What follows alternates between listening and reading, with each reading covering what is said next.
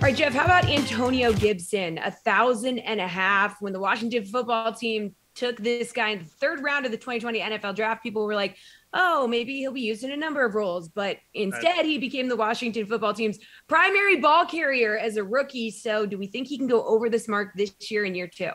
Yeah, Antonio Gibson is one of those players from last year that really surprised me the most. I wasn't expecting that much. I thought it's more of a gadget type player.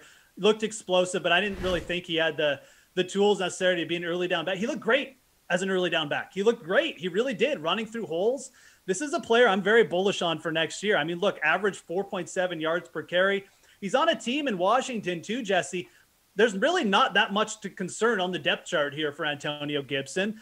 This is a team with a good defense, should be putting themselves in a lot of situations where they can rush the ball. And I think the plan is to rush the ball a decent number of times with Ryan Fitzpatrick as your quarterback here. So you can see the game plan developing here. Ron Rivera, good defense, and then an early down pounder with Antonio Gibson. I love the over here on Gibson's prop. Like you said, I think he looked very explosive, very good as in a between the tackles runner. So give me the over here for sure.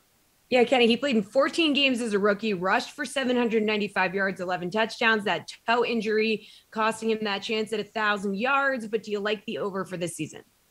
Yeah, it was a very impressive season, and I was very impressed with him. Like Geoff, what a boring segment, agreeing with Geoff on every single prop. But they couldn't make this number high enough for me not to take it. I think that this is the breakout player of 2021, or at least one of them. Look, Washington brings in Charles Leno. They bring back Brandon Sheriff.